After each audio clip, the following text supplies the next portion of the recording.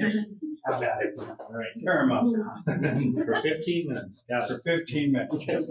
I'm Aaron, I'm an alcoholic. I'm really grateful to be here because I know if I wasn't here, I'd be down in Georgetown, where I used to hang out a lot. Um, I I was born in Edmonds, but my family lived in Hansville, like the north point of Kitsap Peninsula, and both my parents drank, um, but what affected me really early on was isolation. Um, there was a reason that my parents lived in Hansville. My dad built houses, so a carpenter, and they were kind of off the grid people.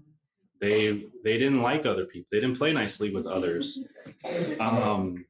And I didn't know that when I was like a kid.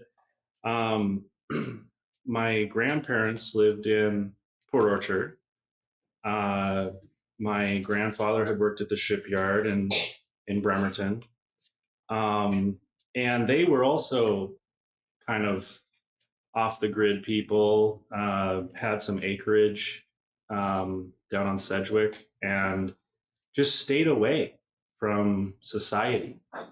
And so I never really learned how to interact. I was homeschooled. That was another thing about isolating.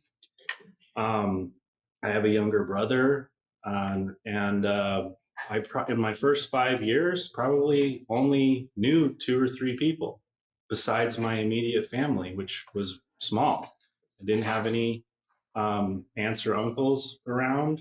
It was just like my parents and my grandparents, and they all drank.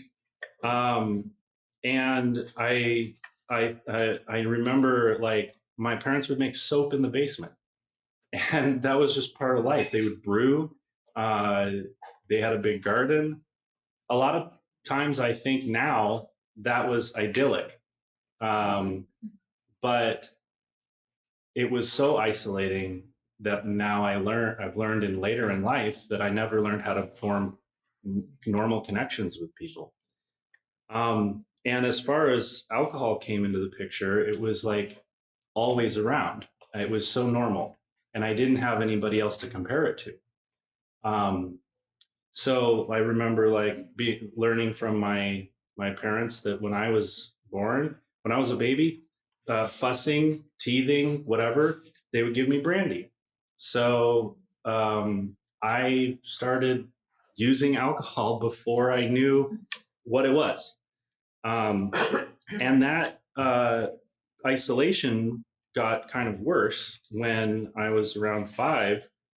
Um, I had some physical abuse, some sexual abuse from other family members that my parents didn't deal with. I learned later in therapy that there are ways to deal with trauma for young kids, and they didn't do any of that.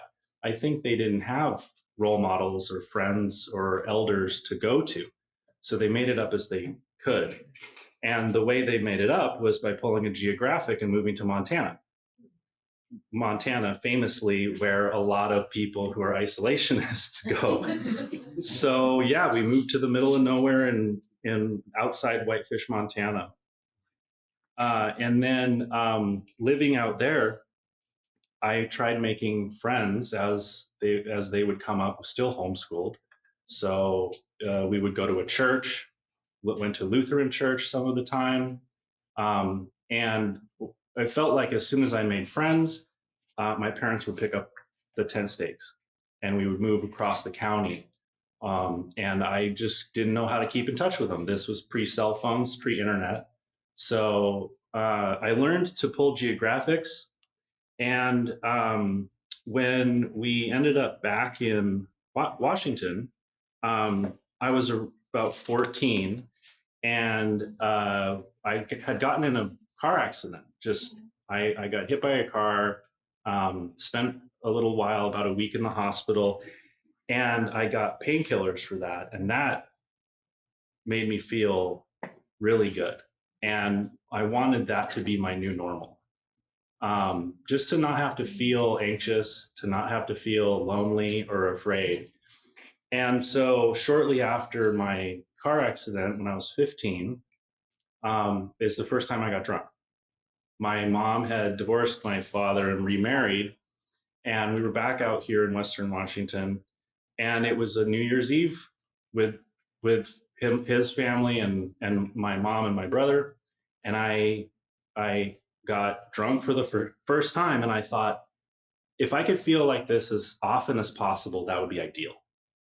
I wouldn't need other people because I didn't know how to socialize, and I wouldn't feel anxious or trapped inside me. So when I turned, I think 19, 20, I went to college in Bellingham. I went to Western.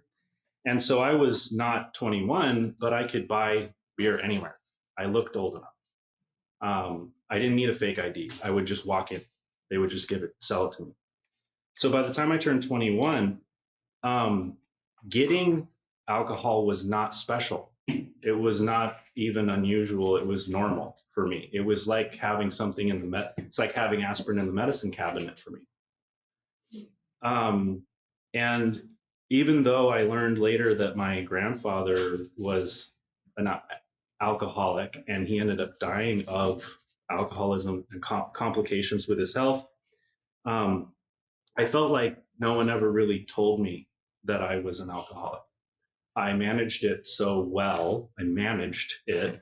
I was so functional on the outside that I didn't have a lot of serious consequences. It was all inner consequences. I felt emptier, and I felt when I wasn't drinking, I felt more anxious and depressed and isolated.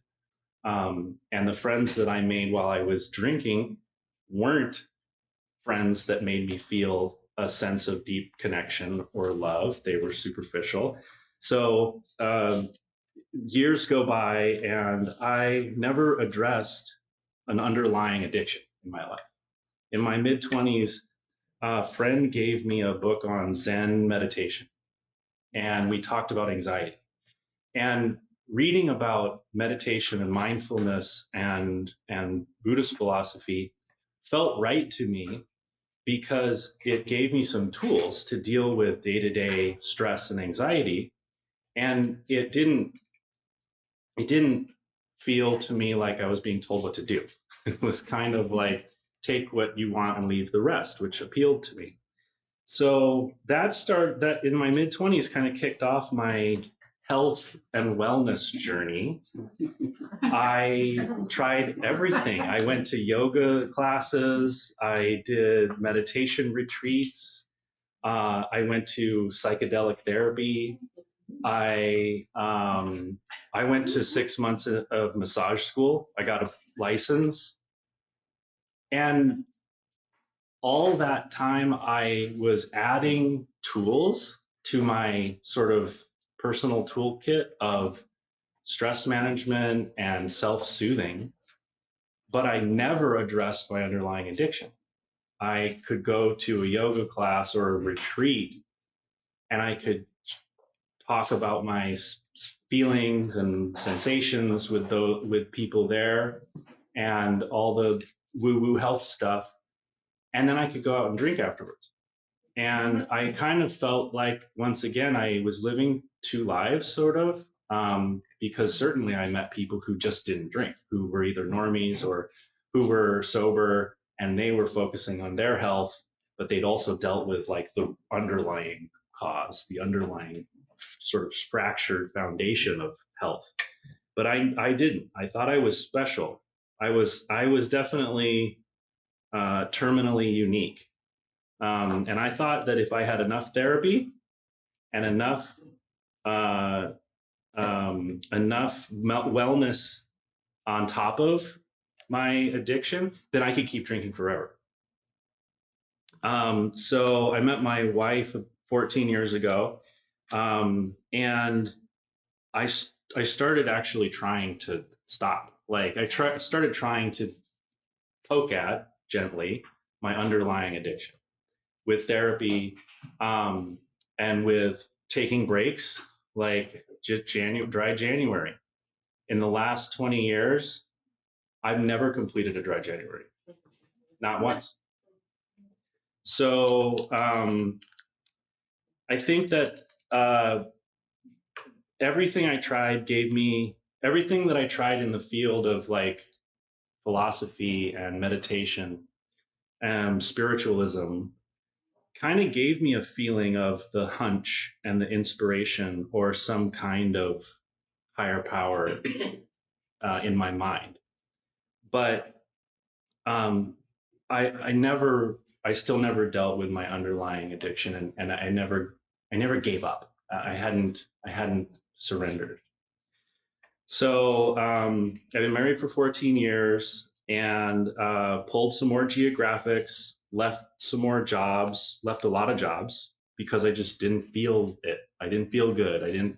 Whatever I didn't like about it, if I couldn't drink through it, I would just quit and find a new job.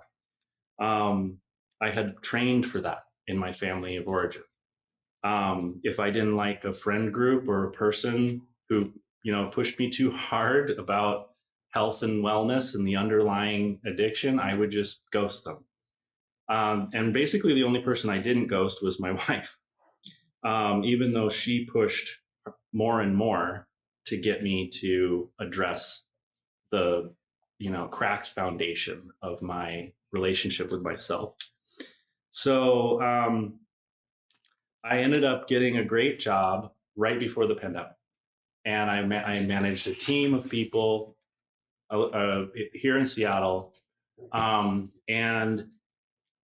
I felt really like excited that I was going to develop. I was going to put down roots.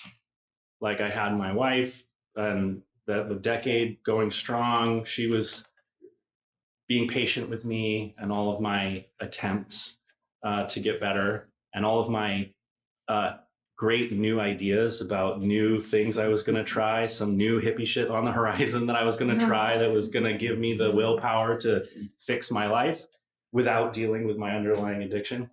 Um, and then lockdown happened, and I couldn't go into the office and have fellowship and connection and put down the roots that I thought I was going to at this new job with this team of people who respected me and I respected them.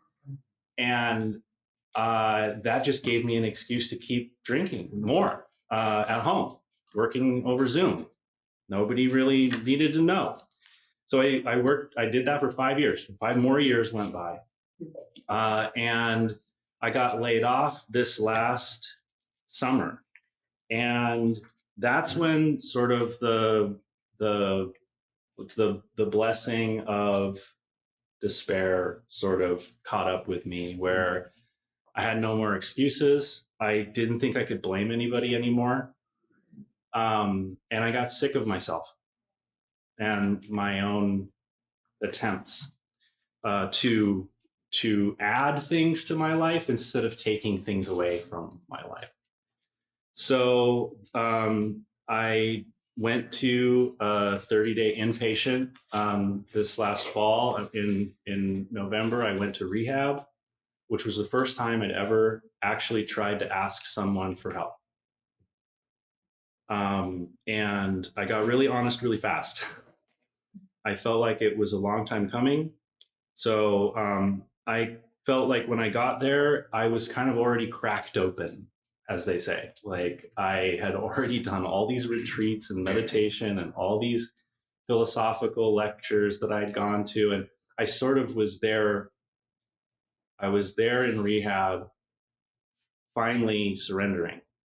And it helped me come back home and get started doing the new version of my life, which is just doing AA. I got a sponsor. I started doing the things that other people said would work instead of trying to invent my own plan.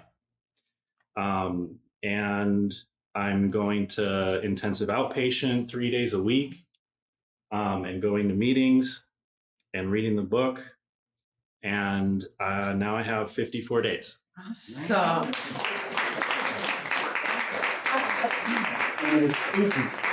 Yes. Thanks. Awesome. Thank you so much.